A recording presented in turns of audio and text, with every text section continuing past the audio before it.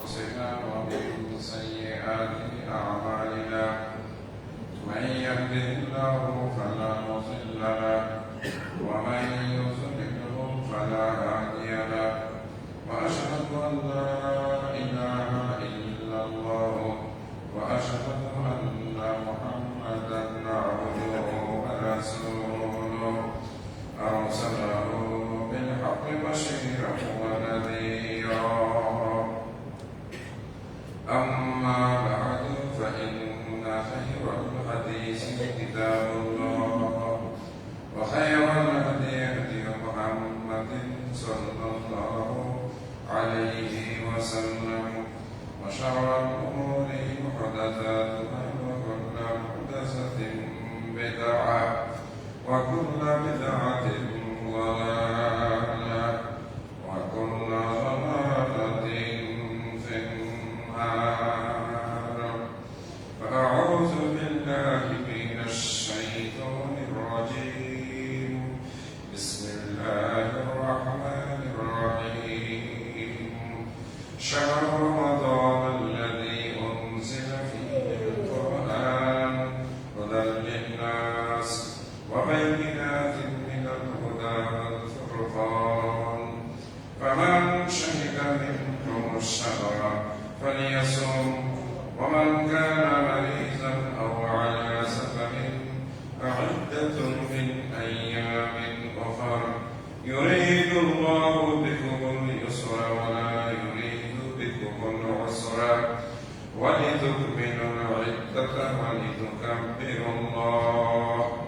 ولتكبروا الله على ما هداكم ولعلكم تشكرون وقال سبحانه وتعالى ولا تأكلوا أموالكم بينكم بالباطل وتدلوا بها إلى الحكام لتأكلوا فريقا من أموال الناس بالإثم وأنتم تعلمون وقال سبحانه وتعالى وأنفقوا في سبيل الله ولا تلقوا بأيديكم إلى التهلكة وأحسنوا إن الله يحب المحسنين وعن النبي صلى الله عليه وسلم قال من صام رمضان إيمانا واحتسابا غفر له ما تقدم من ذنبه যাবতীয় প্রশংসা আল্লাহ রাব্বুল আলামিনের জন্য যিনি আমাদেরকে দয়া করে মেহেরবানি করে রমজান কারীম রমজান মুবারক রমজান সিয়ামের মাস আমাদেরকে উপহার দিয়েছিলেন। আমরা পেয়েছিলাম, খুশি হয়েছিলাম, আমরা সেই মাসকে আন্তরিকভাবে গ্রহণ করেছিলাম। নিয়মের এটাই আল্লাহ সুবহানাহু ওয়া তাআলার চিরন্তন বিধান। যত কিছুই হোক না কেন তার একটি পরিসমাপ্তি ঘটবেই ঘটবে। আল্লাহ কোরআন মাজিদে বলছেন কুল্লু মান আলাইহা ফান, এই জমিনে যা কিছু আছে সবকিছুই ধ্বংসপ্রাপ্ত হবে। দিন মাস বছর গণনা এক সময় এটাও নিশ্চিহ্ন হবে। মাস শুরু হয়, মাস শেষ হয়। আমাদের জন্ম হয়, দিন গণনা শুরু হয়। দিন, সপ্তাহ, মাস, বছর, 1 বছর, 10 বছর, 50 বছর, 70 বছর, তারপরে একদিন সেই গণনাও শেষ হয়ে যায়। এটাই আল্লাহ পাকের চিরন্তন বিধান। আল্লাহ তাআলা এক একজনকে এক এক রকম হায়াত দিয়েছেন। কাউকে আল্লাহ রাব্বুল আলামিন মাত্র কয়েক ঘন্টার হায়াত দিয়েছেন, কাউকে আল্লাহ রাব্বুল আলামিন মাত্র কয়েক দিনের হায়াত দিয়েছেন, কাউকে আল্লাহ তাআলা মাত্র কয়েক বছরের হায়াত দিয়েছেন। আল্লাহ রাব্বুল আলামিন আমাদেরকে হায়াত দিয়েছেন রাসূল সাল্লাল্লাহু আলাইহি সাল্লামের ভাষায় 60 থেকে 70 বছরের ভিতর। কোন কোন প্রাণীকে আল্লাহ রাব্বুল আলামিন 300 এর অধিক সময় হায়াত দিয়েছেন। আবার কোন কোন সৃষ্টিকে আল্লাহ রাব্বুল আলামিন হাজার হাজার বছরের আয়ু দিয়েছেন। এসব কিছুই আল্লাহ সুবহানাহু ওয়া তাআলার চিরন্তন বিধান। রমজান মাস তারও একটি আয়ুষ্কাল, একটি সময়কাল আল্লাহ বেঁধে দিয়েছেন। আইয়ামাম মাদুদাত, গণনা করা কয়েকদিন। এর অর্থ কি? এই ইমানদারেরা, রোজার মাস, এক মাস, এই শব্দটা যেন তোমাদেরকে ভীত করে না দেয়। এক মাস রোজা রাখবো, এই যে একটা মানসিকতা, সেজন্য আল্লাহ বলে দিয়েছেন আঙ্গুলে গণা কয়েকটা দিন, আইয়ামান, দিনের বহু বছর, কয়েকদিন, মাহাদুদাত, এই যে গণে যেগুলো 30 দিন, 29 দিন চলে গেল, আজকে 27 দিন চলে গেল। কারো জীবনে একেবারে চিরদিনের জন্য, আর কারো জীবনে 1 বছরের জন্য। দিন যত যায় শরীর তত দুর্বল হয়, ক্লান্ত হয়। যতই পরামর্শ নেন, যতই জিমে যান, জিম মানে ব্যায়াম করার জন্য ব্যায়ামাগারে যান, যতই সকালবেলায় হাঁটেন, গরুর গোশত খাবো না, প্রেশার বাড়বে, অ্যালার্জি হবে, চিনি খাবো না, চিনি মানে ক্যান্সার, এটা করবো না, এটা করলে এই হয়, যাই কিছু করে, বয়স বাধা, ছিল দেওয়া, একদিন আগাবেও না, একদিন পিছাবেও না। বিড়ি সিগারেট খেলে মানুষ মরে যায়, ক্যান্সার হয়। যে ব্যক্তি দিনে একটার পরে একটা বিড়ি সিগারেট খায়, তার কিছু হয় না। যে ব্যক্তি জীবনে একটাও বিড়ি সিগারেট খায় নাই, ক্যান্সার হয়ে মরে যায়। কি বলবেন? বড় লোকেরা যদি ভিটামিন, ফল ফ্রুটস, ফলের রস খেয়ে বহু বছর বাঁচত, তাহলে একটা বড় লোক হতো। আর গরিব মানুষ হয়তো বছরে একদিন আঙ্গুর, আপেল, বেদানা দেখে না, ফল ফ্রুটস পায় না, তাহলে এরা কেউ 10 বছর 20 বছরের বেশি বাঁচত। তাহলে এখানে একজন আছেন, একজন সবকিছু নিয়ন্ত্রণ করেন। তিনি কে? তিনি হলেন আল্লাহ। আল্লাহ তার বান্দাকে বড় ভালোবাসেন। রমজানের আগের খুতবায় বলেছিলাম আল্লাহ কাঁদেন, আল্লাহ কষ্ট পান, আল্লাহ রাব্বুল আলামিন অস্থির হয়ে যান। এই রকম কথা হাদিসের ভিতরে আসছে। আল্লাহ রাব্বুল আলামিন এত খুশি হন, হারানো উটের মালিক সব সম্পদ ফিরে পেলে যেরকম খুশি হয়, বান্দা যখন গুনাহ করে আল্লাহর কাছে ফিরে আসে সেরকম খুশি হন। আল্লাহ তাআলা বান্দাকে রাস্তা দেখানোর পরেও যদি কেউ হিদায়াতের পথে না আসে, আল্লাহ তখন আফসোস করেন, আনজারতাহু আম লাম তুনজিরহুম লা ইউমিনুন। আপনি তাদেরকে ভয় দেখান অথবা তাদেরকে ভয় না দেখান, তারা হিদায়াতের পথে আসবে না। খাতামাল্লাহু আলা কুলুবিহিম ওয়া আলা সামঈহিম ওয়া আলা আবসারিহিম গিশাওয়া। এদের অন্তরের উপরে মোহর পড়ে গেছে, এদের চোখের উপরে পর্দা পড়ে গেছে, এদের কান বধির হয়ে গেছে, এরা কখনো ঈমান আনবে না। এটাই হলো যারা হেদায়েত দেখার পরে, পাওয়ার পরেও হেদায়েত গ্রহণ করে না। সম্মানিত দিনী ভাইরা, আল্লাহ রাব্বুল আলামিন আমাদেরকে পবিত্র করার জন্য, আমাদেরকে গুনাহমুক্ত করার জন্য, আমাদেরকে জান্নাত দেওয়ার জন্য যা কিছু আয়োজন সবটুকু আল্লাহ নিজে করেছেন। সুবহানাল্লাহ। আমাদের কি, আমরা কি করেছি? আমরা কি রমজানের চাঁদ উদয় করেছি? আমরা কি রমজান মাস দিতে পারি? আমরা কি রমজান মাসে জান্নাতের দরজা খুলতে পারি? আমরা কি রমজান মাসে রহমতের দরজা খুলতে পারি? আমরা কি শয়তানকে শিকল দিয়ে বাঁধতে পারি? আমরা কি রমজানের এই যে চমৎকার ব্যবস্থা, এটা কিছু করার আমাদের অধিকার আছে না? এই সব আয়োজন আসলে কার? আল্লাহ। যিনি দাওয়াত খাওয়ায়, মেজবান বলি, হোস্ট বলি, সেই তো সবাই আয়োজন করে। সেই কি করে? মেজবানকে কি খাওয়াবে? পোলাও, বিরিয়ানি, কালিয়া, কুপ্তা, রোস্ট, উনি সাথে আমরা জানাই, উনি বসার ব্যবস্থা করে দেয়। আর মেহমান আসে, ভদ্রতার সঙ্গে বসে খানা খেয়ে যায়। আমরা তাই করলাম। আমরা মেহমান কার? আল্লাহ। 27 দিন মেহমানদারি গ্রহণ করলাম। ইফতারের মেহমানদারি, সাহারির মেহমানদারি। সুবহানাল্লাহ, আল্লাহু আকবার। প্রতিটা মুহূর্ত ছিল বরকতময়, চলে গেল।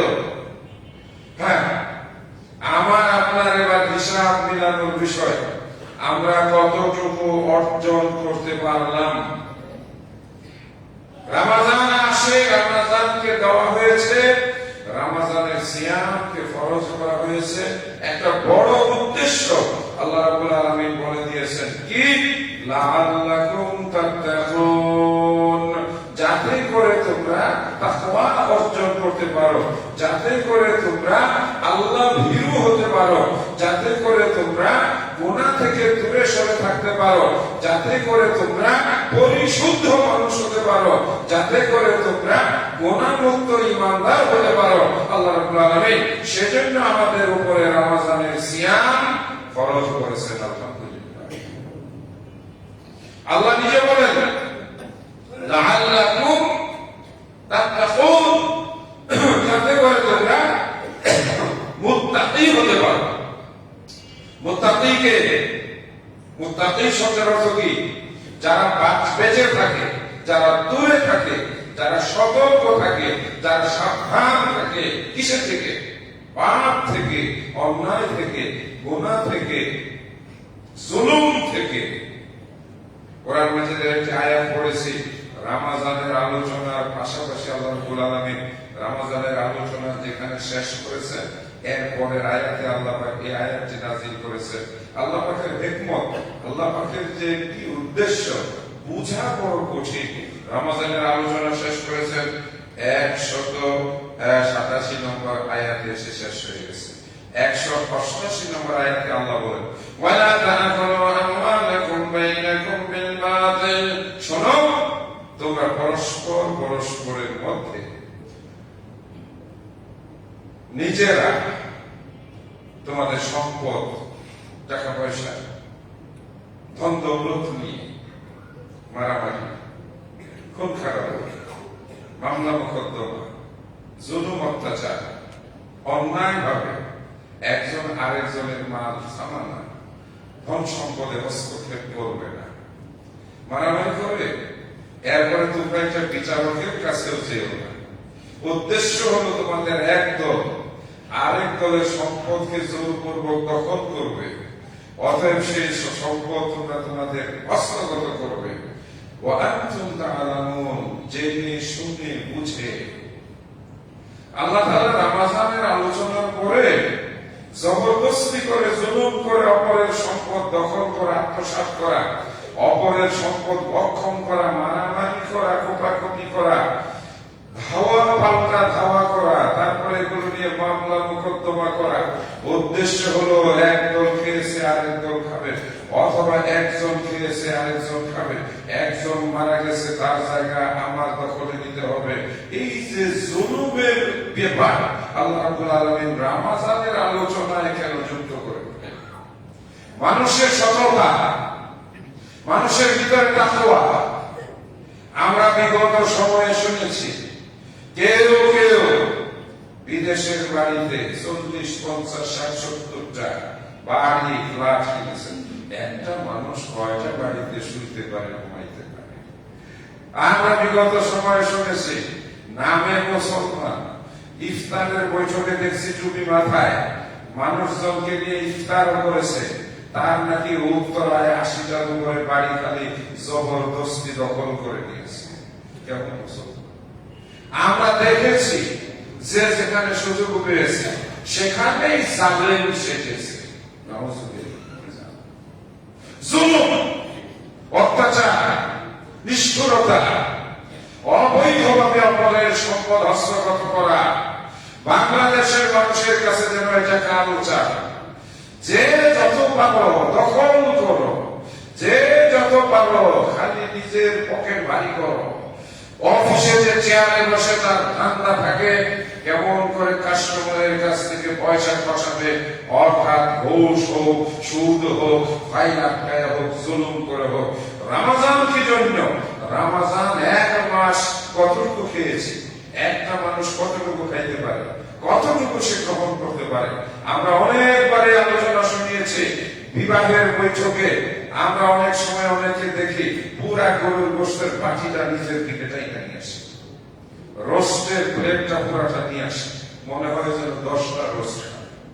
একটা মানুষকে 10টা রোস্ট খাইতে পারে, একটা মানুষকে 2 কেজি গরুর গোশত খাইতে পারে, কিন্তু টেবিলে টানাটানি দেখলে মনে হয় সব খাইয়ে ফেলবে।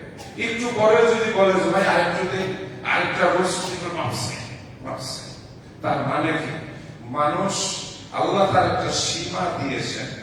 রমজানের সিয়ামের মাধ্যমে আল্লাহ রাব্বুল আলামিন আমাদের ভিতরে যে সম্পদ অর্জনের লেলিহান শিখা, লোভের যে লকলকে সাপের জিহ্বার মতো জিহ্বা প্রত্যেকটা মানুষের ভিতরে, আমি আলোচনা করছি, আমি এখান থেকে মুক্ত নই।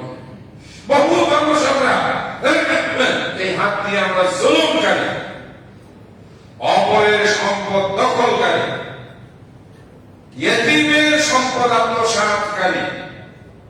চোখের পানি ফেলে এতিম যখন ফোন করে আমাদের কাছে, আমার বাবা এত বড় সম্মানিত লোক ছিলেন, সমাজের জন্য এত কাজ করেছেন, আমার ভাই 3টা মসজিদের মতো উল্লি, অথচ আমার ভাই আমাদের সম্পদ গুলোকে জবরদস্তি করে দখল করে নিয়েছে, আমরা এখন বাচ্চা কাচ্চা কি না খেয়ে আসি। তখন আসলে বড় কঠিন মনে হয়, আমরা কি সত্যিকার অর্থে তাকওয়া অর্জনের কাছে পৌঁছতে পেরেছি?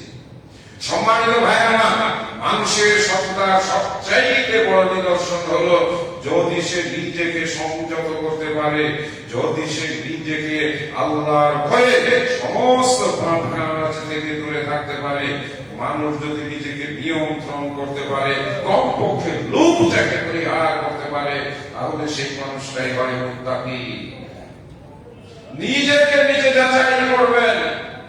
আগামী 2-3 দিন পরে আমরা মুক্ত হয়ে যাব, আমরাও মুক্ত হব, আমাদের সাথে সাথে উনিও মুক্ত হবেন।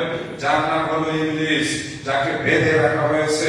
ইবলিস ঝাঁপাইয়া পড়বে আমাদের উপরে, আমাদের ঘাড়ে এসে ভর করবে, আমাদের কানে এসে মন্ত্র দিবে, আমাদের অন্তরে ওয়াসওয়াসা দিবে। অনেক করেছে, অনেক হয়েছে। পুরা 1 মাস রোজা রেখেছো, পুরা 1 মাস তারাবি নামাজ পড়েছো, এখন রেস্ট নাও, নামাজ বাদ দাও। ঢাকার যুবকরা বলে শয়তান নাকি ওদেরকে এসে বলে, আমি হাজার বহুত নামাজ পড়ছো, এইবার একটু রেস্ট নাও, এই কথা বলে ওদেরকে মসজিদ থেকে বের করে দেয়। যদি রমজানের পরে আযান শোনার সঙ্গে সঙ্গে আপনার ভিতরে একটু টিক করে শব্দ হয়, একটা আওয়াজ হয় আমাকে মসজিদে যেতে হবে, বিলম্ব যদি না হয়, তাহলে আপনি তাকওয়ার কাছে পৌঁছেছেন। আপনার হাতে অবৈধ পয়সা আসা শুরু হয়েছে, আপনি যদি ধাক্কা দিয়ে সরাই দিয়ে বলতে পারেন এটা আমার জন্য হারাম, তাহলে আপনি তাকওয়ার দরজার কাছে পৌঁছতে পেরেছেন। আপনার কাছে কোনো বেগানা নারী অশ্লীল প্রস্তাব নিয়ে এসেছে, আপনি যদি তাকে চোখ বন্ধ করে বলতে পারেন তুমি ফিরে যাও, আমি আল্লাহকে ভয় করি, আপনি তাকওয়ার ঘরে প্রবেশ করতে পেরেছেন। আপনি যদি সত্যিকার অর্থে সমস্ত পাপ পরিহার করে চলতে পারেন, আপনি জান্নাতের ওই রুমের মালিক হয়ে গেছেন, যে রুম আল্লাহ রাব্বুল আলামিন তাকওয়া অর্জনকারীর জন্য বানায় রেখেছেন। সুবহানাল্লাহ।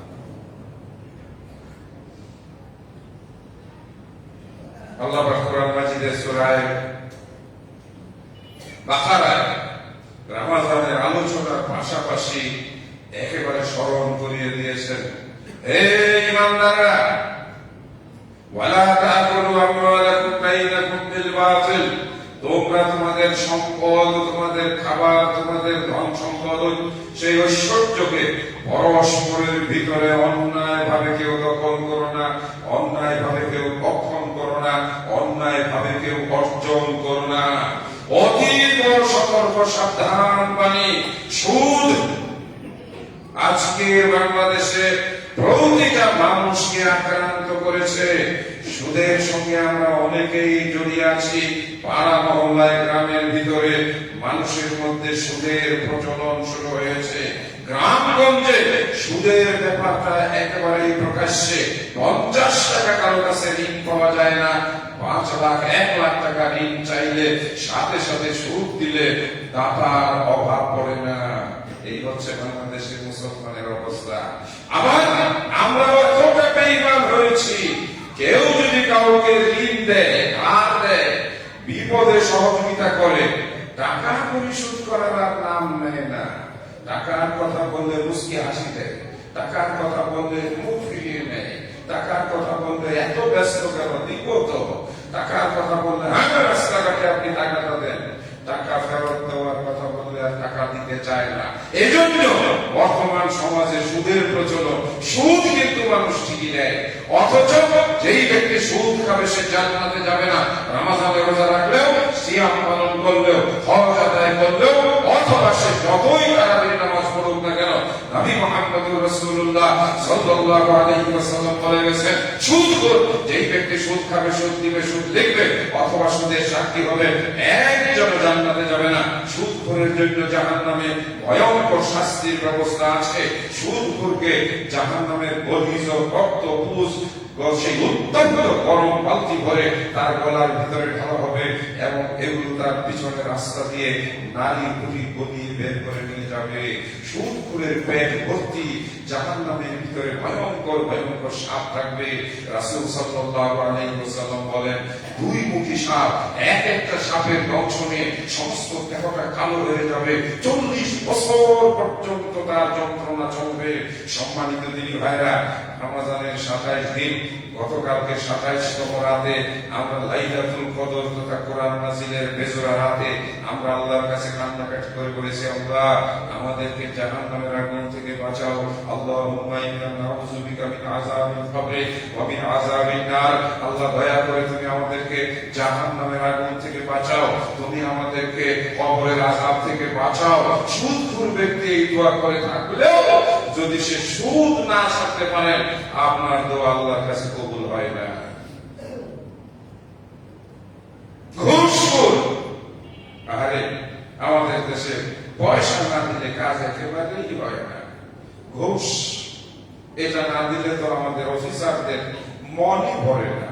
নাউজুবিল্লাহ মিন যালিক। ঘুষখোর কেরানি 8টা 10টা 15টা বাড়ি থাকে, তার খামার থাকে, তার বাগান বাড়ি থাকে, বাবা মাথার মধ্যে টুপিও থাকে, আবার পাঞ্জাবি পরা থাকে, দুনিয়ার দুর্নীতিবাজ ঘুষখোর, অথচ সে অহংকার করে নিজেকে মুসলিম বলে দাবি করে। এ হচ্ছে আল্লাহর সঙ্গে প্রতারণা করা। ঘুষখোর হয়তো ঘুষের টাকা দিয়ে বিরাট বড় ইফতারিও দিয়েছে, শত শত মানুষ দামি দামি ইফতার খেয়ে হয়তো প্রশংসা করেছে।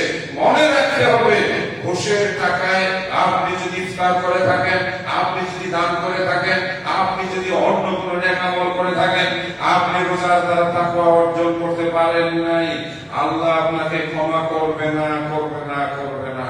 সম্মানিত দিনী ভাইরা, আমরা গুরুত্বপূর্ণ কথা আরেকটু বলে, বিশেষ করে আমরা ঈদুল ফিতরের কথা, আমরা ওই যে সেই ফিতরার কথা, আমরা আগামী মাসের 6 রোজার কথা, রমজানের শেষ মুহূর্তে আমাদের করণীয় কথা, এই কথাগুলো শুনবো।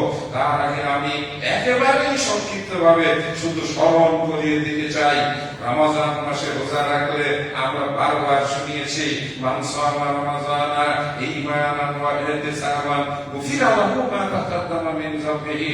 যেই মানুষটা রমজান মাসে রোজা রাখলো, সিয়াম পালন করলো, আল্লাহ রাব্বুল আলামিন তার পিছনের গুনাহ সব মাফ করে দিবেন। আমরা আপনাদেরকে কোরআন থেকে শুনিয়েছি, ইল্লা মান তাবা ওয়া আমানা ওয়া আমিলা সালিহান। যেই ব্যক্তি রমজান মাসে তওবা করবে, যেই ব্যক্তি আল্লাহর কাছে কান্নাকাটি করবে, আল্লাহ রাব্বুল আলামিন তাকে ক্ষমা করে দিবেন। ওয়া ইউবাদদিলুল্লাহু সাইয়্যাতিহিম বিল হাসানাত। এবং আল্লাহ রাব্বুল আলামিন তার গুনাহগুলোকে নেকিতে পরিণত করে দিবেন। অবশ্যই আল্লাহর কথা সত্য, তবে এই কথাগুলো সত্য।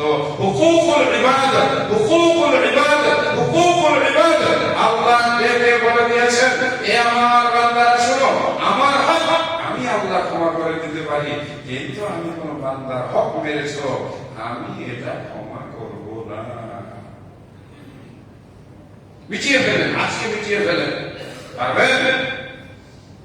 যার কাছে ব্যবসা করতে গিয়ে 20,000 50,000 টাকা নিয়ে দেন না, আজকে দিয়ে দেন। যদি দিতে না পারেন হাতে ধরে গিয়ে বলেন, ভাইজান আপনার সাথে আমি ব্যবসা করতে গিয়ে 50,000 টাকা আপনার মেরে দিয়েছি, আমাকে দয়া করে মাফ করেন, আমার এখন টাকা পয়সা দেওয়ার ক্ষমতা নাই, আমি গরিব হয়ে গেছি, আমি আপনার এই ঋণ পরিশোধ করতে পারবো না, প্রয়োজনে হাত ধরে কাঁদেন আর বলেন আমাকে ক্ষমা করে দেন। সাথে সাথে আপনার রোজা আসমানে কবুল হয়ে যাবে ইনশাআল্লাহ। যুবক, পিতামাতার সঙ্গে তুমি দুর্ব্যবহার করেছো, খারাপ ব্যবহার করেছো, পিতামাতার অন্তরে কষ্ট দিয়ে তুমি রমজানে রোজা রেখেছো, কথার কথা তুমি বাপ মাকে কষ্ট দিয়ে মসজিদে এসে এতেকাফে বসেছো, সব তোমার ঠিক আছে। আগে তুমি আজকে তোমার পিতার হাত ধরো, এমন একা একা রাতে খেতে খেতে বলো, আব্বাজান আমি ভুল করেছি, আপনার সঙ্গে খারাপ কথা বলেছি, দুর্ব্যবহার করেছি, মোবাইল না পাওয়ার জন্য এই রমজান মাসে সন্তান তার পিতাকে কুপিয়ে হত্যা করেছে, ছুরি মেরে হত্যা করেছে। এই নির্মম নিষ্ঠুরতার ঘটনা আমরা দেখেছি। এইরকম পরিবারের ভিতরে হাজার হাজার ঘটনা ঘটে। মোবাইল না পাওয়ার কারণে, মন মতো বাজার না পাওয়ার কারণে, বাজার করার টাকা না পাওয়ার কারণে, মার্কেট করার টাকা না পাওয়ার কারণে অনেক রোজাদার আছে, অনেক রোজাদার ছেলে এবং মেয়ে আছে যারা তাদের বাপ মায়ের সঙ্গে খুবই খুবই খুবই খারাপ ব্যবহার করেছো। আমরা জানি না, কিন্তু তুমি জানো আর তোমার আল্লাহ জানে। আজকে মাপ ছেড়ে দাও, তোমার রোজা কবুল হয়ে যাবে। এগুলো ঝোলানো আছে, ঝোলানো আছে, ঠিক আছে? আল্লাহর বান্দা, দোকান থেকে বাকি খেয়ে আপনি বাকি পরিশোধ করেন নাই, আপনি দাপট দেখিয়েছেন, ঢাকন দেখিয়েছেন, বাহাদুরি দেখিয়েছেন, মাথায় বড় চুল রেখে আপনি কোন রাজনৈতিক দলের ছত্র ছায়ায় থেকে হুকুম দিয়ে বিড়ি নিয়েছেন, সিগারেট নিয়েছেন, কলা খেয়েছেন, মাসের পরে মাসে বকেয়া ফেলেছেন, টাকা দেন নাই। দয়া করে টাকাগুলো দিয়ে দেন। আপনি একজনের কাছে ধরা আছেন, মাপ পাবেন না, এক সেকেন্ডের জন্য মুক্তি পাবেন না। দাঁড়িয়ে থাকতে হবে যতক্ষণ পর্যন্ত না আপনি অপরের হক পরিশোধ করেছেন।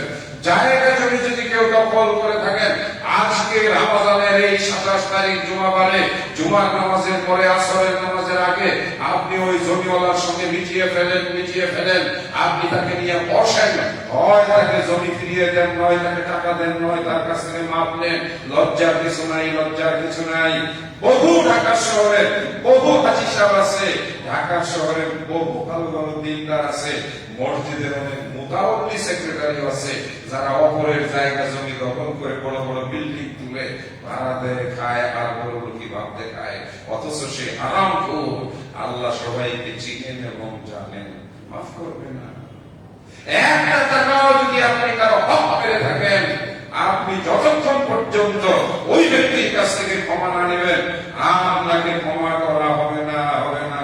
আল্লাহ কিয়ামতের দিন বলবেন পাওনাদারদেরকে, বিচারের আসনে আল্লাহ বসা থাকবেন, আর আসামির মতোই যে ব্যক্তি হক পেয়েছে তাকে সামনে এনে হাজির করবে। একজন পাওনাদার আসবে, আর এসে তার হজ্জের নেকি, তার নামাজের নেকি, রমজানের নেকি, রোজার নেকি নিয়ে যাবে। শেষে যারা আসবে, নেকি আর থাকবে না। আল্লাহ পাক তখন বলবেন, তোমাদের পাপগুলো ওর ঘাড়ের উপরে দিয়ে যাও। অতঃপর ওই মানুষটাকে টেনে হেসড়ে পায়ে শিকল লাগিয়ে উপর করে জাহান্নামের আগুনে ফেলা হবে। হে আল্লাহর বান্দারা, রমজানের আজকের এই শেষ জুমায় আমি আপনাদেরকে কোরআনের ওই কথা শোনাচ্ছি। আল্লাহ বলেন, ইত্তাকুল্লাহ, ইত্তাকুল্লাহ, ইত্তাকুল্লাহ। আল্লাহর বান্দারা, আল্লাহকে ভয় করো, আল্লাহকে ভয় করো, আল্লাহকে ভয় করো। ওয়াত্তাকুল্লাহ ওয়াল্লাযী উইদ্দাত লিল কাফিরিন। আর ওই জাহান্নামের আগুনকে ভয় করো, যেই জাহান্নামের আগুন বড় ভয়ানক, বড় ভয়ানক, যেই জাহান্নামের আগুন বড় কঠিন। ইন্না জাহান্নামা কানাত মিরসাদা লিত-তাগিনা মাআবা লাবিদিনা ফিহা আহওয়াবা লা ইয়াদুকুনা ফিহা বারদান ওয়ালা শারাবা। জাহান্নাম বড় ভয়ানক এক ঠিকানা, জাহান্নাম বড় ভয়ানক এক ঠিকানা। জাহান্নামের কথা মাঝে মাঝে ভাববেন, মাঝে মাঝে চিন্তা করবেন, গড়াগড়ি দিয়ে কাঁদবেন। ওসমান রাদিয়াল্লাহু তাআলা আনহু জাহান্নামের কথা মনে করে কাঁদতেন। আয়েশা রাদিয়াল্লাহু তাআলা আনহার ঘরের ভিতরে একেবারে ফুফিয়ে ফুফিয়ে দীর্ঘ সময় পর্যন্ত কাঁদতেন। আর হযরতে ইবনে ওমর রাদিয়াল্লাহু তাআলা জাহান্নামের কথা মনে করে মাঝে মাঝে জ্ঞান হারিয়ে ফেলতেন। এরা সবাই ছিলেন আল্লাহর নবীর সাহাবা। আমরা জাহান্নামের কথা মনেও করি না, কাটিও না, আমাদের ভিতরে কোনো ভয় নাই, আমরা খুব সাহসী মানুষ, আমরা দুজকে যাওয়ার জন্য প্রস্তুত, এমনটাই মনে হয়। আল্লাহ কোরআনে বলেছেন, দেশো না, কারণ তোমার এই হাসি থাকবে না। সম্মানিত তিনি ভাইরা, এই কথাগুলো শোনানোর কোনো দরকার ছিল না। বাস্তবতা আমাদেরকে বলতে, আমাদেরকে উদ্বুদ্ধ করে আমরা যেন তাকওয়া অর্জন করার জন্য চেষ্টা করি। আল্লাহ রাব্বুল আলামিন আমাদেরকে তৌফিক দান করুন। তওবার দরজা খোলা আছে, তওবার দরজা খোলা আছে। নামাজ পড়েন নাই, এটার জন্য আল্লাহর কাছে বলবেন, এটা আল্লাহর হক, আল্লাহ পাক ক্ষমা করতে পারেন, এর জন্য আল্লাহ রাব্বুল আলামিন শাস্তিও দিতে পারেন। তবে আল্লাহ ক্ষমাশীল, আল্লাহ দয়ালু। আল্লাহকে এই নাম ধরে যদি ডাকেন, ইয়া সাত্তার, হে সাত্তার, হে আমার গুনাহ লুকিয়ে আমার গুনাহকে ঢেকে রাখো, ইয়া আল্লাহ তুমি আমার পাপগুলোকে ঢেকে রাখো। রাসূল সাল্লাল্লাহু আলাইহি ওয়াসাল্লাম বলেন, আল্লাহর কাছে যে ব্যক্তি নীরবে কাঁদবে, আল্লাহ রাব্বুল আলামিন কিয়ামতের দিন তার গুনাহগুলোকে একটা চাদর দিয়ে ঢেকে রাখবেন, একটা চাদর দিয়ে ঢেকে রাখবেন। কাউকে আল্লাহ সেই গুনাহগুলো দেখতে দিবে না। আল্লাহ রাব্বুল আলামিন তার উপরে খুশি হয়ে বলবেন, তুমি গুনাহ করেছো আর আমার কাছে সেটা গোপন রাখার জন্য দোয়া করেছো, আমি আল্লাহ তোমার গুনাহ লুকিয়ে রেখে আমি তোমাকে জান্নাতে যাওয়ার পারমিশন দিয়ে দিলাম। কাকে? যে ব্যক্তি কারো হক নষ্ট করবে না। মেয়েরা, মায়েরা, স্বামীর হক নষ্ট করেছেন তো স্বামীর হক নষ্ট করেছেন, স্বামীর হক নষ্ট করেছেন তো আপনি নিজেকে জাহান্নামী বানিয়েছেন। বর্তমানে মেয়েরা বড় বেপরোয়া হয়ে গেছে, মোবাইলের মাধ্যমে পরকীয়া করে, মোবাইলের মাধ্যমে পরপুরুষের সঙ্গে গল্প করে, মোবাইলের মাধ্যমে পরপুরুষের সঙ্গে হাসি তামাশা করে, মোবাইলের মাধ্যমে স্বামীর দুর্নাম বদনাম পরপুরুষের কাছে বলে, মোবাইলের মাধ্যমে ওই যে এক্স বলে জানি কি, এক্স এর সঙ্গে যোগাযোগ রাখে। এই মেয়েরা, এটা বেঈমানি, এটা বিশ্বাসঘাতকতা। আপনি নিশ্চিত থাকুন, রমজানের রোজা তো দূরের কথা, সারা বছর রোজা পালন করলেও আপনার ঠিকানা হবে জাহান্নাম, আপনার ঠিকানা হবে জাহান্নাম, আপনার ঠিকানা হবে জাহান্নাম। প্রতারকের জন্য আল্লাহ রাব্বুল আলামিন কোন জান্নাত তৈরি করে রাখে নাই। মেয়েরা আছে, তওবা করুন, আপনার স্বামীর কাছে গিয়ে ক্ষমা চান, মাফ চান। মুখে যদি বলতে লজ্জা লাগে, কমপক্ষে হাতে ধরে বলবেন, স্বামী আপনি আমার আপনজন, আমি মাঝে মাঝে ভুল করেছি, আমি মাঝে মাঝে দুই একটা বেঈমানিও করেছি, আপনার অবর্তমানে আপনি আমাকে ক্ষমা করে দিন, আল্লাহ আপনাকে ক্ষমা করবেন। লুকানোর কিছু নাই। সন্তান, আপনি বাবা মাকে কষ্ট দিয়েছেন, ক্ষমা চেয়ে নেন। আপনি স্ত্রী স্বামীকে কষ্ট দিয়েছেন, ক্ষমা চেয়ে নেন। আপনি স্বামী হয়ে যদি স্ত্রীর হক আদায় না করে অন্য নারীর সঙ্গে যদি আপনি মেলামেশা করেন, চলাফেরা করেন, আপনিও জাহান্নামী। আপনার নাম হলো দায়ুস, আর দায়ুসকে বলা হয়েছে আর দায়ুসও লা ইয়াদখুলুল জান্নাতা, কোন দায়ুস জান্নাতে যাবে না, যাবে না। সবার জন্যই সতর্কবাণী। সবাই আল্লাহ সুবহানাহু ওয়া তাআলা বলেন, ওয়া কুনতুম আলা শাফা হুফরাতিন মিনান নার, তোমরা কিন্তু প্রত্যেকেই জাহান্নামের ঠোঁটের উপরে, জাহান্নামের কিনারায়, তোমরা প্রত্যেকেই জাহান্নামের একেবারে কিনারায়। আল্লাহ রাব্বুল আলামিন ওই জাহান্নাম থেকে আমরা যেন মুক্তি পাই, সেজন্য আল্লাহ সুবহানাহু ওয়া তাআলা আমাদেরকে রহমতের মাস রমজান দিয়েছেন বলে আলহামদুলিল্লাহ। রমজান মানুষকে ভাবায়, রমজান মানুষকে শেখায়, রমজান মানুষকে উপলব্ধি করায়। সারাদিন রোজা রেখে না খেয়ে থেকে আমরা মানুষের কষ্ট বুঝতে পারি। সারাদিন রোজা রেখে পাপ থেকে দূরে থেকে আমরা নিজেদেরকে তৈরি করি। সারাদিন রমজানের রোজা রেখে আল্লাহর হুকুম পালনে আমরা তৎপর হই। সারাদিন রোজা রেখে আমার যতটুকু বিশ্বাস, পিতা মাতার সঙ্গেও মানুষ ভালো ব্যবহার করে। সারাদিন রোজা রাখার পরে স্বামীর জন্য স্ত্রীরা ভালোবেসে ইফতার তৈরি করে। এই সবগুলোই সওয়াবের কাজ। সুতরাং এই রমজান মাস হচ্ছে আল্লাহ রাব্বুল আলামিনকে খুশি করার মাস এবং পরস্পরের ভিতরে বন্ধুত্ব এবং সম্প্রীতি তৈরি করার মাস। আল্লাহ রাব্বুল আলামিন আমাদেরকে এই তৌফিক দান করুন, আমিন। সম্মানিত রোজাদার ইমানদার ভাই-বোনেরা, রমজান বিদায় হয়ে গেল। আজ সম্ভবত 2 দিন বা 3 দিন আমাদের হাতে আছে। চাঁদ ওঠা সাপেক্ষে আমরা রমজানের সিয়াম থেকে বেরিয়ে যাব। চাঁদ যতক্ষণ না দেখব ততক্ষণ পর্যন্ত আমরা সিয়াম পালন করব। তবে রাসূল সাল্লাল্লাহু আলাইহি সাল্লামের স্পষ্ট হাদিস, আরবি মাস হয় 29 হবে, না হয় 30 হবে, 31 হবে না। সুতরাং আমরা যদি মনে করি যে আমরা খালি রোজা রাখতেই থাকবো, সেটাও সুযোগ নাই। সর্বোচ্চ আমরা 30 পর্যন্ত যেতে পারবো। আর যদি কমে তাহলে একটা, কিভাবে? চাঁদ উঠবে। সারা বাংলাদেশে যখন একসাথে চাঁদ দেখবো, সারা বাংলাদেশের মানুষ একসাথে ঈদ করবো।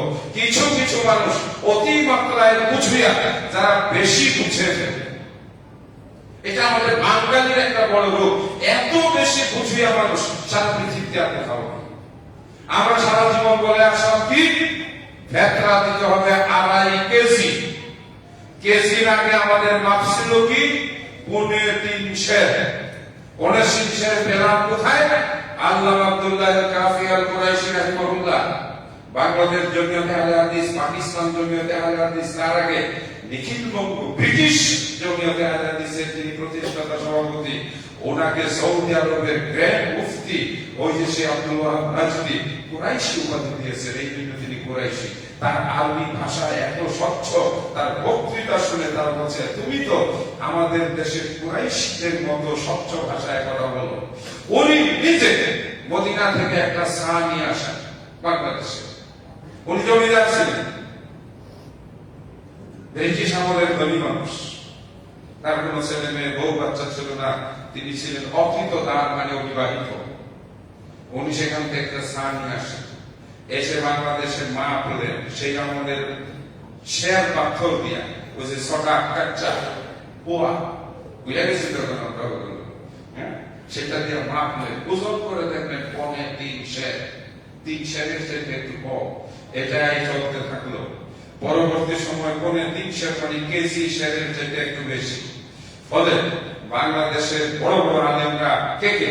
শেখ হিবুল্লাহ রহমানী, সেই আব্দুল্লাহ ইবনে ফজল রাহিমাহুল্লাহ, তারপরে মুনতাসির আহমদ রহমানী, হাবিবুল্লাহ রহমানী, আহমদুল্লাহ রহমানী, এইসব বড় বড় রহমানী আলেমরা শের এবং কেজি মিলাইয়া তারা দেখলো যে এটা 2.5 কেজি হয়, তার চেয়ে একটু কম, কিন্তু নির্ধারণ হলো 2.5 কেজি। এটাই চলতে থাকলো। এখন সৌদি আরবে মদিনায় বসতে গিয়া ডিব্বা একটা আইনা তারা আবার ফেসবুকে দেখায়, বলতেছে এটা 3 কেজি। মানে বেশি বোঝা, সমাজে একটা বিশৃঙ্খলা তৈরি করা। আমরা এতকাল বললাম, সেটাকে ভুল প্রমাণ করা। সম্মানিত দিদি ভাইরা, বোঝানোর জন্য একটু বলতে হয়, বিতর্ক এসে যায়, সেজন্য আমাদেরকে বিতর্ক মানে সলিউশন দিতে হয়। রাসূল বলেছেন, এই যে হাতের চৌলটা, এই 1 চৌল পরিমাণ পূর্ণ ভরে খাদ্য দ্রব্য 4 বার যদি উঠানো হয়, 4 চৌল,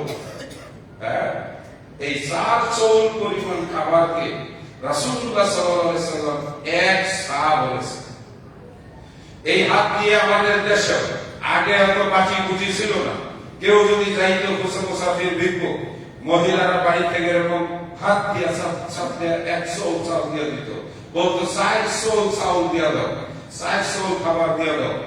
বাংলাদেশে একজন মাদানী আলেম গত কয়েকদিন আগে একবার স্পষ্ট করে দেখায় দিয়েছেন, বাংলাদেশ জমিয়তে আহলে হাদিসের আল্লামা কাফি সাহেবের হিসাব করা যে 2.5 কেজির হিসাব, এটাই চূড়ান্ত সঠিক। এই 4 চৌল দিয়ে চাউল ওঠানো হয়েছে। 4 চৌল চাউল ওঠাইলে 2 কেজি একটু কম হয়। ভিজা খেজুর যেটা ভাই, খেজুর হাতে বেশি নেই। যখন পুরা এইরকম হাত দিয়ে দেখানো হয়েছে, কোন মানুষটা হাত দেওয়া হয়েছে? যেই মানুষটা লম্বায় 5 ফুট 7 ইঞ্চি 8 ইঞ্চি, যার হাতটা একটু বড়, মানুষের মধ্যে হাত ছোট বড় আছে, এইটা নিয়ে যখন 4 চৌল পরিমাণ খেজুর উঠানো হয়েছে, মাপ দিয়া দেখা গেছে 2 কেজি 400 গ্রাম 60 পয়েন্ট, মানে 40 পয়েন্ট কম হয়। এইবার উনি চূড়ান্ত ভাবে বলেছেন যে ওই 40 পয়েন্ট আমরা বাড়াইয়া দিয়া 2.5 কেজি একটা মিল মতো করে দিয়েছি। তাহলে কত হলো? সৌদি আরবে খেজুরের মাপ, খেজুর হাতে নিয়ে যখন তুইয়া মাপা হয়েছে, রাসূল সাল্লাল্লাহু আলাইহি সাল্লাম সা, ওই জামানায় ইরাকের সা ছিল 5 কেজি, ওই জামানায় মিশরের সা ছিল 4 কেজি, ওই জামানায় মক্কার সা ছিল আরেক রকম, ওই জামানায় মদিনার সা। এটা খুব সহজ করে বোঝানো যায়। আগের জামানায় গ্রামে ওই যে মাটির হাড়ি পাতিল বিক্রি করতে আসতো কুমারেরা, আর তখন আমাদের ধান হইতো, ওরা এত বড় বড় ওই খাঁচার মতো বানানো শের নিয়ে আসতো, কারোটা হয়তো বড়, কারোটা হয়তো ছোট। আমরা দেখেছি যে গ্রামের মহিলারা কিছু ভালো ধান আর বেশিরভাগ চিটা দিয়ে ওটা ভরে দিত, বিশেষ করে আমাদের এলাকায়। ওইটুকু ঝাড়ার পরেও যে ধান পাইত তাতেও কুমারের লাভ হইত। এক একজনের মাপ ছিল এক এক রকম। সুতরাং একেবারে সর্বশেষ খেজুরের চোয়াল দিয়ে উঠিয়ে 4 চোয়াল আল্লাহ রাসূল সাল্লাল্লাহু আলাইহি সাল্লাম বলেছেন এক সায়ের পরিমাণ। বাংলাদেশের চাউল উঠাইলে 2 কেজির একটু বেশি হয়, আর যদি খেজুর উঠানো হয় তাহলে 4.5 কেজি, সরি 2.5 কেজির একটু সামান্য কম হয়। ফলে বাংলাদেশ জমিয়তে আহলে হাদিস আমরা আলেম ওলামারা একসাথে একজন নয়, আমাদের সঙ্গে মাদানী আলেম তো 200-250 উপরে আছে। এখন তো মাদানী আলেমের অভাব নেই। প্রতি বছর প্রায় 60-70-100 জন করে মাদানী আলেম পাশ করে আসতেছে মদিনা থেকে। আমরা তো তাদেরকে নিয়ে বসে একটা সভা কক্ষে আলোচনা করে সর্বশেষ আমরা ক্যালেন্ডারে দিয়ে দেই যে ফিতরা 2.5 কেজি। হঠাৎ করে একজন আসলে বক্তৃতা দিলেন, সব ভুল, এতদিন পর্যন্ত যা করেছেন সর্বনাশ করেছেন। কি আমি পাইছি কি পাইছি যে ফিতরা 3 কেজি। এটা ফরজ। কে বলছে তোমরা ফরজ? কোথায় থেকে পড়ালেখা করেছো? এই বলবে তুমি ফিতরা ফরজ বানাইছো, ফেসলামি করার জায়গা হবে। খুতবা মেম্বার সাইডে দিছি কইয়া একটা দুটা খুতবার জন্য এখানে এসে যাও কষ্ট বক্তৃতা দাও। আমরা কি পড়ালেখা করি নাই? বাংলাদেশের 1 নম্বর সেরা ছাত্র ছিলাম, বোর্ডে স্টুডেন্ট করা ছাত্র ছিলাম, হাজার মাওলানাদেরকে পড়াইছি। এখানে চান্স দেই আর খুতবা দেওয়ার সুযোগ পেয়ে এসে মত মাসলা বলে সমাজে বিশৃঙ্খলা করা হয়েছে। আমরা একটা জিনিস এমনি ছাড়ি না, গবেষণা করার পরে আমরা ছাড়ি। বলতে হয় আমরাও কিছু মুসল্লি আছি, কেউ বললেই দৌড়তে, আরে আহমদুল্লাহ সাহেব আমাদের এতদিন ধোঁকা চালাই রাখছে, দেখছো সব শেষ। ফিতরা ফরজ নয়। রাসূল সাল্লাল্লাহু আলাইহি ওয়াসাল্লাম বলেছেন আউজাবা ফারাজা রাসূলুল্লাহ সাল্লাল্লাহু আলাইহি ওয়াসাল্লাম, আল্লাহ রাসূল যেটাকে ফরজ শব্দ ব্যবহার করেন সেটা শরীয়তের হুকুম হলো ওয়াজিব। ফিতরার পরিমাণও ওয়াজিব না। কেন বলবে তুমি ফরজ? ফরজ করার মালিক আল্লাহ। আল্লাহু আকবার। বলে দিলাম ফিতরায় 3 কেজি ফরজ, খেজুর 3 কেজি খাবার আদায় করা ফরজ। কোথায় আছে তুমি পেয়েছো? নিজেরা শরীয়ত বানাও।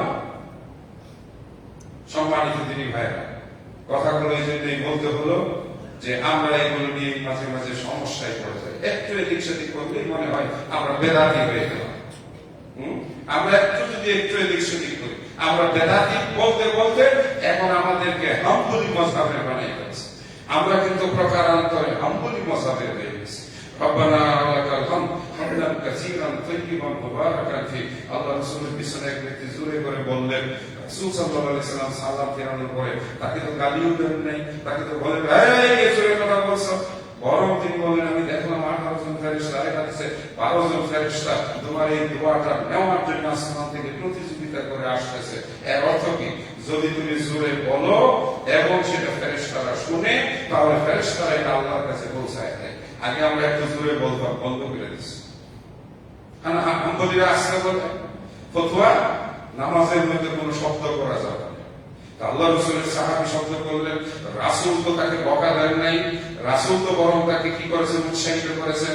আগের আহলে হাদিস আলেমরা ওই মাসলাকে বলেছেন, তারাও কেউ বলেন নাই। আপনারা সবাই জোরে বলবেন, যদি একটু হালকা আওয়াজে হয় আলহামদুলিল্লাহ, আমি জোরে বলতে হবে। তার ভিতরে একটা পরিমাপ আছে। আমরা আহলে হাদিসরা সেই সব কিছু হাদিসগুলোকে বিশেষ করে আমাদের ফতোয়া বোর্ডে বাংলাদেশ জমিয়তে আহলে হাদিসের যাচাই বাছাই করে অতঃপর আমরা সেই হাদিসটাকে সমাজের জন্য আমরা ক্যালেন্ডারে অথবা আমরা ওই প্রচারণায় দিয়ে থেকে আল্লাহ আমাদেরকে সেই তৌফিক দান করুন। সামনে 2-3টা দিন বাকি আছে। 29শে রমজান একই ভাবে আমরা লাইলাতুল কদরকে উদযাপন করব। একটু যেন সেই রাতটাকে গুরুত্ব কম না দেই। যারা ইতিকাফে বসেছেন, চাঁদ ওঠার সংবাদ পেয়েই আপনারা তার মসজিদ থেকে বের হবেন এবং আপনারা ইতিকাফ ভঙ্গ করবেন। ঈদের সালাত নবী মুহাম্মদ রাসূলুল্লাহ রাসূলুল্লাহ সাল্লাল্লাহু আলাইহি ওয়াসাল্লাম। এটা ফরজ নয়, এটা ওয়াজিব নয়, এটা শরীয়তের মানে হলো সুন্নতে মুআক্কাদা। রাসূলুল্লাহ সাল্লাল্লাহু আলাইহি ওয়াসাল্লাম ঈদের সালাত আদায় করেছেন, ঈদের সালাত আদায় করতে বলেছেন। ঈদগাহ মাঠে যাওয়া সুন্নাত, এক রাস্তা দিয়ে যাওয়া আরেক রাস্তা দিয়ে আসা। একই রাস্তায় যদি সম্ভব না হয়, এক পাশ দিয়ে যাওয়া আরেক পাশ দিয়ে আসা। ঈদের দিন সকাল থেকে আল্লাহু আকবার আল্লাহু আকবার লা ইলাহা ইল্লাল্লাহ আল্লাহু আকবার আল্লাহু আকবার ওয়া লিল্লাহিল হামদ আল্লাহু আকবার আল্লাহু আকবার লা ইলাহা ইল্লাল্লাহ আল্লাহু আকবার আল্লাহু আকবার ওয়া লিল্লাহিল হামদ। ঈদগাহ মাঠে আলহামদুলিল্লাহি কাবীরা সুবহানাল্লাহি বুকরাতান ওয়া আসীলা এই দোয়া বলা জায়েজ আছে, রাসূলুল্লাহ সাল্লাল্লাহু আলাইহি ওয়াসাল্লাম থেকে প্রমাণিত। ঈদের জন্য তাদের জন্য আনন্দ, ঈদের আনন্দ তাদের জন্য যারা রমজান মাসে রোজা রেখেছেন, যারা রমজান মাসে তওবা করেছেন, যারা রমজান মাসে তাকওয়া অর্জন করেছেন। ঈদ তাদের জন্য নয় যারা রমজানের রোজা রাখেন নাই কিন্তু দামি দামি বাজার করেছেন, একেবারে বাজার করে বাড়ি ভর্তি করেছেন এবং নতুন জামা কাপড় পোশাক পরে ঈদগাহ মাঠে গিয়ে আগে বসবেন। লজ্জা থাকলে আপনি ঈদের মাঠে যাবেন না। আপনার মতো লোকের আমাদের দরকার নেই। আমি আপনাদের নামাজ পড়াতে চাই না যারা রমজানের রোজা রাখে নাই। যদি এরকম কেউ থাকে আপনারা রোজাদারেরা বলবেন একটু কথা বলা শিখেন, বেরিয়ে যাও। ঈদগাহ মাঠে আতরা লম্বা ওই সাদা নতুন জামা পরে গেলেই সেখানে ঈদের মুসল্লি হয়ে যায় না। ঈদের মাঠে যাওয়ার অধিকার একমাত্র যারা নামাজ পড়েছে, রোজা রেখেছে, যারা তারাবি পড়েছে, যারা লাইলাতুল কদর উদযাপন করেছে, যারা আল্লাহর ইবাদত করেছে তাদের। মা বলেন আমার নতুন জামা হয় না, সেজন্য আপনি অভিমান করবেন, রাগ করবেন। এই যুবক, বাবা মা তোমাকে টাকা দেয় নাই সেজন্য তুমি রাগ করবে, কাল ফুলাইয়া রাখবে, ঈদগাহ মাঠে যাবে না, কিচ্ছু হবে না। কাকি হবে? তোমার ক্ষতি হবে। আছে কিছু ছেলে পেলে বেয়া করছে, বাপ মায়ের সঙ্গে কাল ফুলায়, রাগ করে, ঠেকি ধরে, যাবো না মাঠে, তো যাও না। তোমার মতো লোক মাঠে না গেলে আমাদের ঈদের নামাজ কি একটা থাকবে? তোমার মতো বেয়াদব ছেলে আমাদের মাঠে দরকার।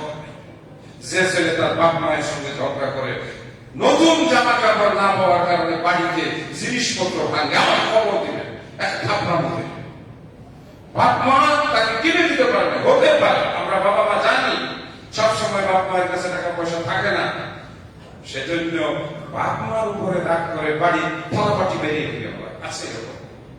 হ্যাঁ, সব থেকে হলাইতেছে। ঈদগাহ মাঠে থাকে, সে যাবে না।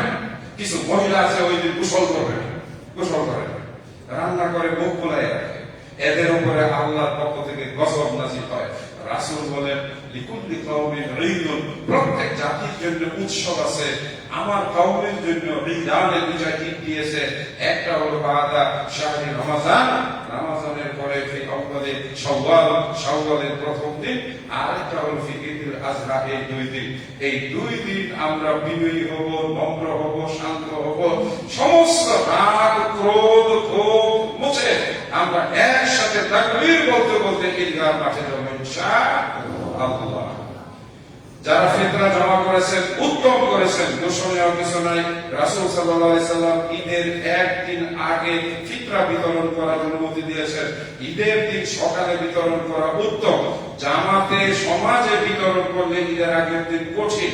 সব মানুষ খাদ্য গ্রহণ করবে, বাড়িতে নিয়ে যাবে, কখন রান্না করবে, কখন তারা সেই মাঠে যাবে। এই জন্য অধিকাংশ সালাফি আলেমদের মত হলো, অধিকাংশ সালাফি আলেমদের মত হলো তা যে ঈদের আগের দিন যদি দিয়ে দেওয়া হয় তাহলে তারা রান্না করে একটু খাবার খেয়ে ঈদগাহ মাঠে যাওয়া।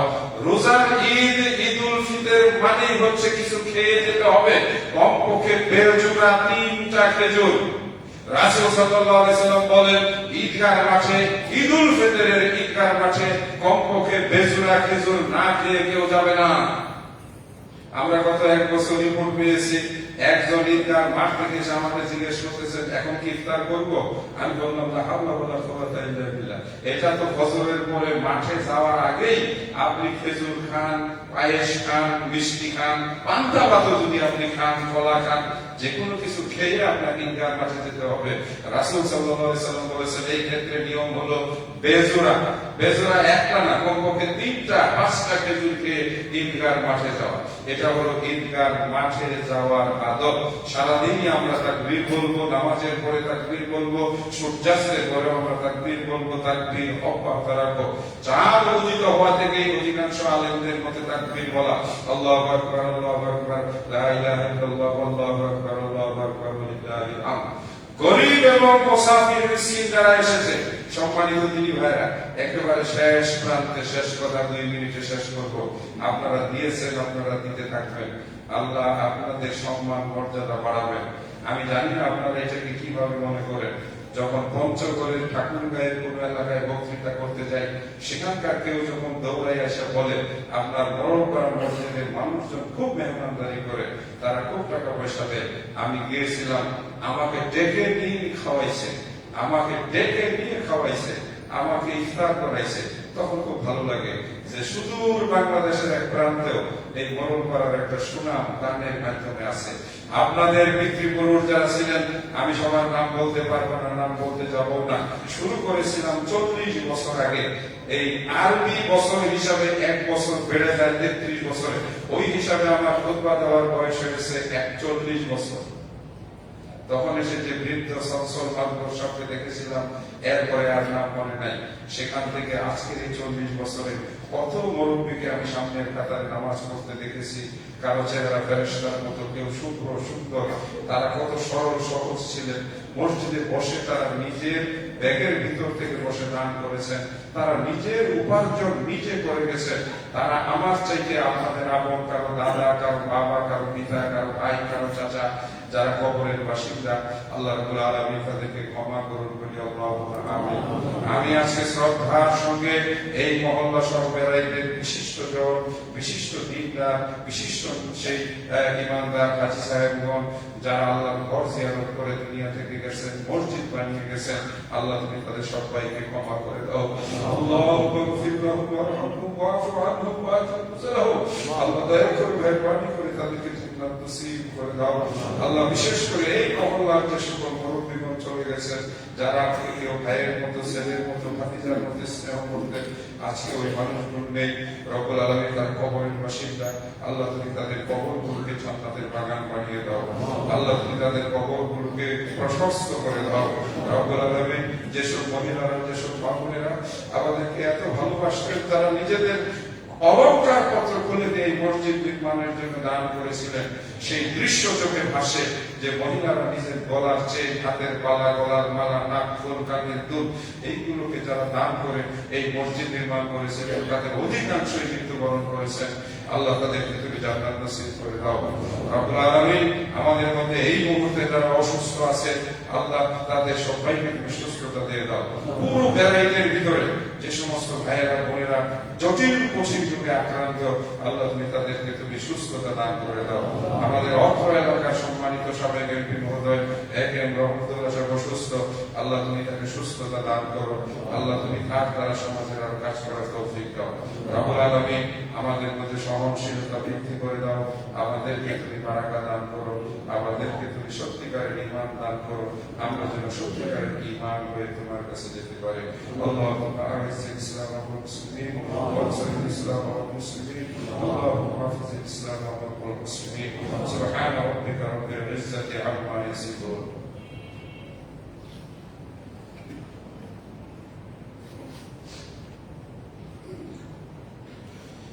আলহামদুলিল্লাহ, আলহামদুলিল্লাহ ওয়াহদা, ওয়াসসালাতু ওয়াসসালামু আলা মান লা নাবিয়্যা বা'দা।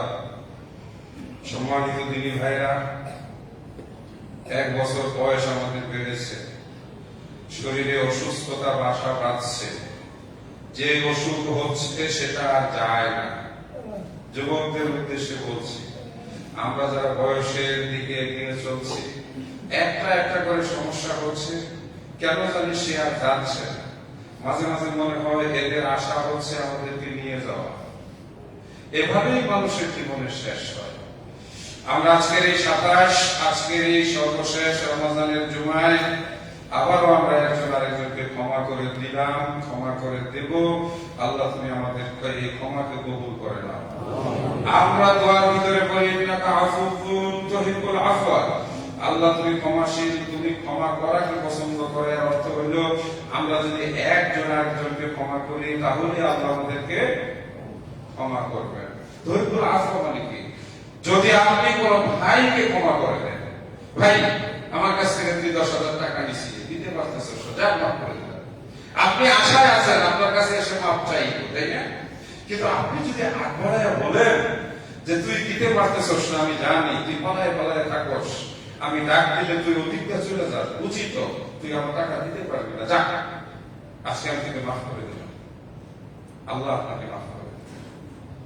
اللهم اغفر لحينا وميتنا وشاهدنا وغائبنا وصديقنا وكبيرنا وذكرنا وانسانا، اللهم من احييته منا فاحيه على الاسلام ومن توفيته منا فتوفه على الايمان، اللهم اغفر لنا ذنوبنا وكفر عنا سيئاتنا وتوفنا مع الابرار، اللهم يا حي يا قيوم برحمتك نستغيث، اللهم يا حي يا قيوم برحمتك نستغيث، اللهم ارحمنا انك خير الراحمين، اللهم ارزقنا انك خير الرازقين، اللهم انصرنا انك خير الناصرين، واعف عنا واغفر لنا وارحمنا، انت مولانا فانصرنا على القوم الكافرين، ربنا لا تزغ قلوبنا بعد إذ هديتنا وهب لنا من لدنك رحمة إنك أنت الوهاب، رب اجعلني مقيم الصلاة ومن ذريتي ربنا تقبل دعاء الله। আমাদের সন্তান আমাদের পরিবারকে তুমি নামাজি বানাও আল্লাহ, আমাদের পরিবার এবং আমাদের সন্তানকে তুমি দ্বীনের উপরে কায়েম রাখো আল্লাহ। আল্লাহুম্মা ইন্নাকা আফুউন তুহিব্বুল আফওয়া ফা'ফু আন্না। اللهم اعز المسلمين في فلسطين، আল্লাহ তুমি মুসলমান ফিলিস্তিনের মুসলমানদের উপরে রহম করো আল্লাহ। পৃথিবীর বর্বরতম দৃশ্য এই রমাদান মাসে কি অসহায় শিশুগুলোকে বোমার আঘাতে হত্যা করা হয়েছে।